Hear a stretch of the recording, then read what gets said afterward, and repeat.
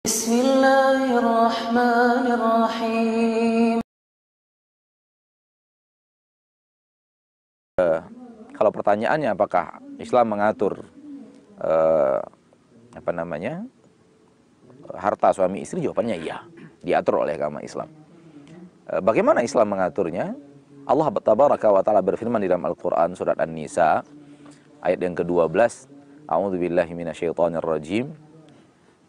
Walakum nisfu ma taraka azwajukum illam yakun lahunna walad fa in kana lahunna waladun falakumur rubu'u mimma tarakna min ba'di wasiyati yusina biha aw dain walahunna ar-rubu'u mimma taraktum illam yakun lakum walad fa in kana lakum waladun falahunna ath-thumunu mimma taraktum min ba'di wasiyatin tusuna biha aw dain. Ayat ini dalam Al-Quran, dalam surah An-Nisa ayat yang ke-12 adalah ayat yang tegas berbicara tentang posisi harta suami dan istri dalam agama Islam. Allah berfirman dalam ayat ini yang artinya, untuk kalian wahai para suami, setengah dari harta istri kalian apabila mereka meninggal tidak punya anak. Namun apabila mereka meninggal punya anak, kalian mendapatkan seperempat dari harta istri kalian itu, setelah dikeluarkan wasiatnya dan setelah dibayarkan hutangnya. Untuk mereka para istri, seperempat daripada harta kalian seandainya kalian meninggal tidak punya anak. Namun manakala kalian meninggal punya anak, maka istri kalian mendapat 1/8 dari harta kalian itu setelah dikeluarkan wasiat dan dikeluarkan hutang, pembayaran hutang. Ayat ini tegas di dalam Al-Quran, nas yang Allah turunkan ke permukaan bumi, bahwa harta suami adalah harta suami, harta istri adalah harta istri. Jadi kalau ditanyakan bagaimana Islam mengatur harta suami istri, jawabannya agama Islam mengatur harta rumah tangga, harta suami adalah milik suami dan harta istri adalah milik istri. Jadi beginilah agama mengatur harta di rumah tangga. Dan ini perlu kita sampaikan kepada saudara-saudari kita kaum muslimin dan muslimat, karena menurut hemat ana banyak yang tidak tahu. Karena ketidaktahuan akhirnya banyak yang keliru. Kekeliruannya itu ketika mereka merasa bahwa harta suami adalah milik istri, harta istri adalah milik suami, sehingga kepemilikan harta dalam sebuah rumah tangga itu milik berdua, milik bersama gitu. Dan ini suatu kesalahan dalam rumah tangga. Padahal Allah tidak mengaturnya seperti itu. Dengan adanya pernikahan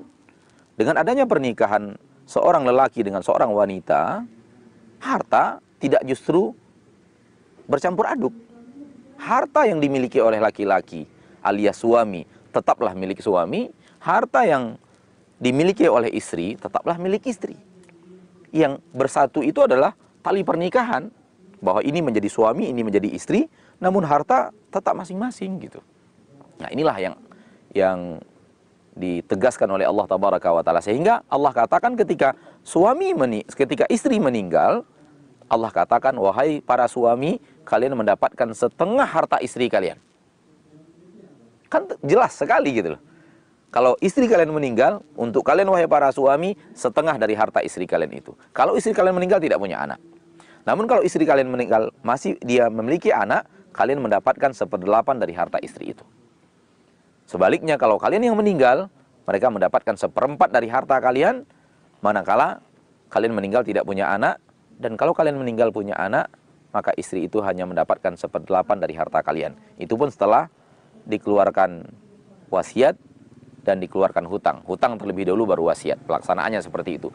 Memang di dalam Al-Quran Allah sebut wasiat terlebih dahulu, baru hutang, namun prakteknya dari Nabi kita tercinta SAW dikeluarkan hutang dulu baru wasiat.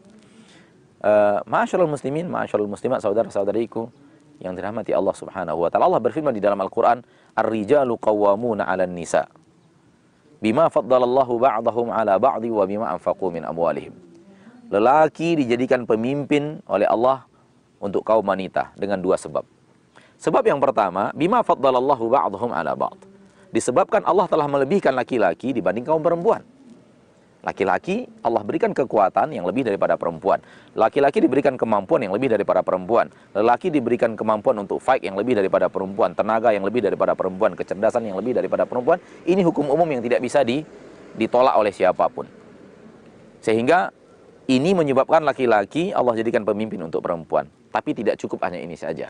Allah mengatakan, وَبِمَا أَنْفَقُوا مِنْ أَمْوَالِهِمْ. Disebabkan laki-lakilah yang menafkahi kaum wanita dengan harta mereka. Laki-laki yang menafkahi wanita dengan harta mereka. Sehingga harta laki-laki itu yang akan wajib menafkahi istrinya. Wajib menafkahi kaum wanita dan orang-orang yang wajib untuk dia nafkahi daripada anak-anaknya. Di sini terlihat bahwa dari harta laki-laki. Dari harta laki-laki kewajiban untuk menafkahi keluarga, menafkahi kaum wanita. Jadi kan dijadikan pemimpin disebabkan mereka punya kelebihan yang Allah ciptakan untuk kaum laki-laki yang lebih daripada kaum wanita. Dan kemudian Allah jadikan pemimpin disebabkan memang laki-lakilah yang menafkahi kaum wanita. Harta laki-lakilah yang akan menafkahi kaum wanita.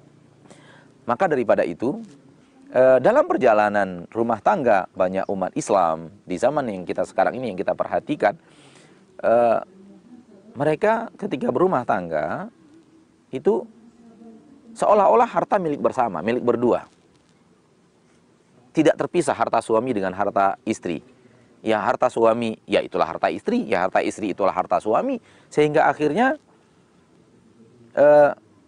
bisa kita katakan sesuatu yang ada di rumah tangga itu tidak jelas siapa pemiliknya.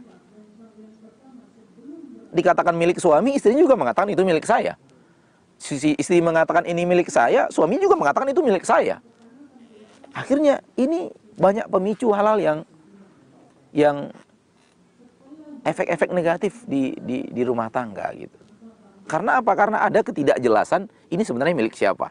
Kan banyak nih sekarang ini, misalnya satu keluarga, suami istri sudah beli sebuah mobil. Ketika ditanya ini mobil siapa, suaminya mengatakan mobil saya. Ketika sang istri bertanya mobil siapa, istri mengatakan ini punya saya. Jadi siapa sih yang sebenarnya punya mobil gitu? Gitu. Kalau kita bicara mobil, sebenarnya berlaku untuk seluruh apapun yang ada dalam rumah tangga itu. Kalau tadi dijalankan agama Islam yang benar, dijalankan syariat Allah yang benar, itu ketika ditanya ini mobil siapa, mereka bisa jawab ini mobil suami saya. Kenapa? Karena harta, baik itu adalah uang, baik itu adalah kepemilikan barang, apapun, itu tahu siapa yang punya. Jadi, ketika masuk ke dalam rumah tangga, tahu loh ini milik suami, ini milik istri, ini milik suami, ini milik istri. Sehingga tidak ada satu benda pun kecuali ketahuan siapa yang memilikinya gitu. Nah, ini sekarang seperti yang Anda katakan tadi, sudah sangat sedikit umat Islam yang menjalankannya dalam rumah tangga mereka. Penyebab utama adalah ketidaktahuan mungkin ya, ketidaktahuan bahwa kemungkinan besar ketidaktahuan bahwa beginilah agama Islam mengatur harta suami istri. Sehingga ketidaktahuan itu menyebabkan bahwa pengamalannya bahwa harta itu ya bercampur aduk saja, yang milik istri adalah milik suami, yang milik suami adalah milik istri. Sebenarnya tidak seperti itu. Namun terpisah. Dan lihat sekarang orang-orang yang subhanallah, orang-orang yang logika tinggi, orang-orang cerdas, namun dia tidak rela kalau harta yang dia hasilkan sebelum pernikahan akan milik berdua. Banyak sekarang sudah ketika mereka akan berumah tangga, mereka pergi ke notaris, membuat pernyataan gitu loh, membuat pernyataan bahwa ini harta saya, ini harta istri saya. Harta terpisah gitu. Subhanallah, dan anehnya, yang banyak melakukan itu justru banyak pelaku-pelaku maksiat justru yang banyak melakukan itu. Secara logika mereka tidak bisa terima. Contoh begini saja. Si fulan masuk ke rumah tangga miliarder. Dia punya uang puluhan miliar misalnya. Dia menikah dengan seorang wanita yang dia cintai, namun dari kalangan biasa, yang hartanya mungkin hanya mungkin 100 juta, 200 juta dan semacamnya. Begitu akad nikah, tidak mungkin harta dia yang 10 miliar ini langsung milik si istri gitu, setengahnya atau bagaimana itu. beliau kan tidak akan bisa terima. Karena boleh jadi rumah tangganya hanya sebulan. Karena boleh jadi rumah tangganya hanya seminggu. Tahulah kita bagaimana dunia orang-orang yang banyak berbuat maksiat. Gampang mereka bercerai, nikah, kemudian cerai lagi, nikah, cerai lagi. Mereka menjadi sangat aneh. Kerjaan saya bertahun-tahun, usaha saya bertahun-tahun, tiba-tiba harus dibagi dua. Uang saya yang 50 miliar dengan pernikahan seminggu harus dibagi dua. Akhirnya 25 miliar milik saya, 25 milik wanita ini sayanya nggak rela gitu. Akhirnya mereka sepakat untuk sama-sama datang ke notaris untuk membuat pernyataan, jangan dibagi dua, harta kami, harta bawaan saya, punya saya, yang punya suami istri ya. Punya istri. Logika manusia, pelaku maksiat sampai kepada titik itu. Dan di negeri kita ini ada yang seperti itu.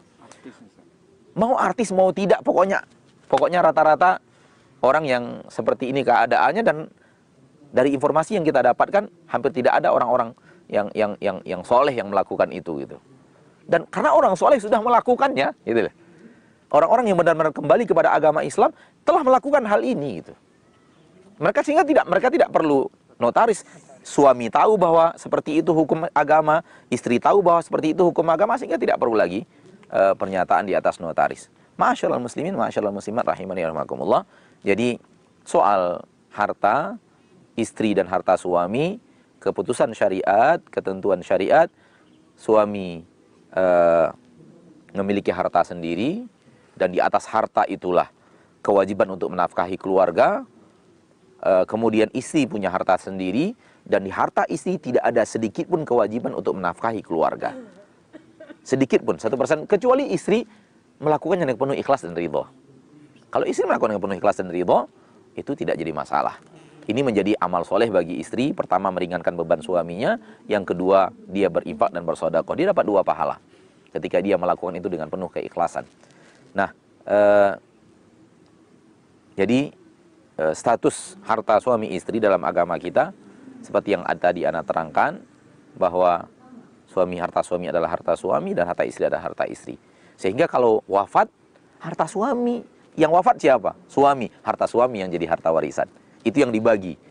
Setengahnya, seperempatnya milik istrinya kalau suami tidak punya anak, atau 1/8-nya milik istri ketika suami punya anak. Yang meninggal istri, harta istri yang menjadi harta warisan, harta suami enggak.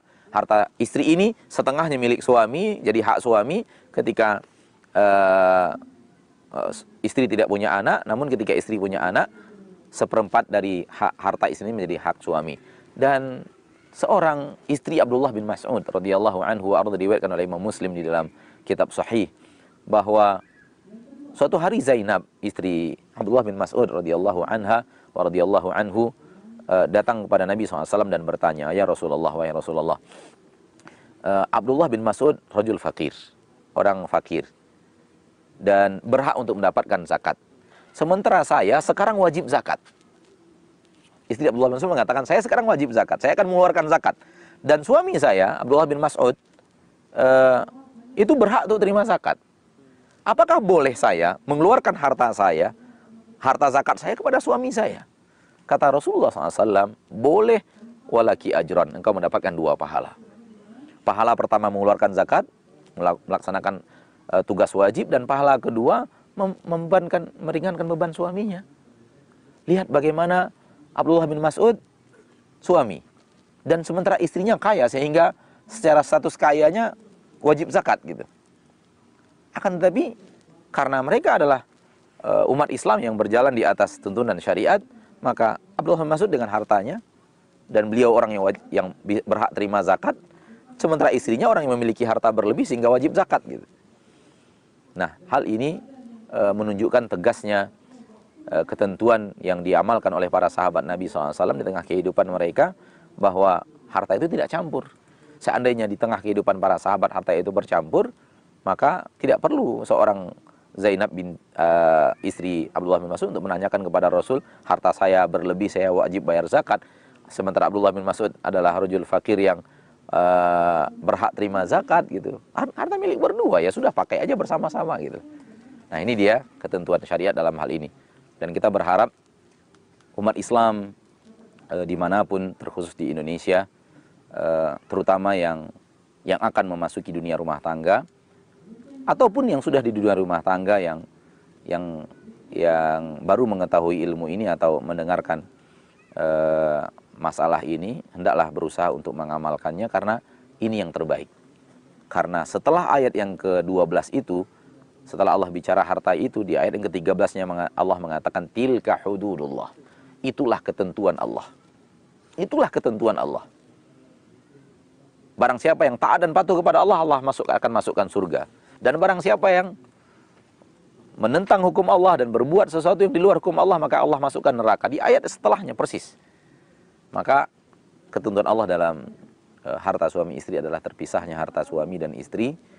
Dan ketika terpisah itu, di harta suami inilah kewajiban menafkahi, kewajiban rumah tangga, kewajiban dapur, kewajiban sekolah anak-anak, kewajiban sewa rumah kalau rumah disewa atau dikontrak, kewajiban semuanya. Sementara istri tidak punya kewajiban apapun. Ketika dia punya penghasilan, ingin membantu suaminya, dia mendapatkan 2 pahala. Pahala berinfak dan bersedekah, dan pahala meringankan beban suami. Namun kewajiban tidak ada. Wallahu ta'ala alam bisawab.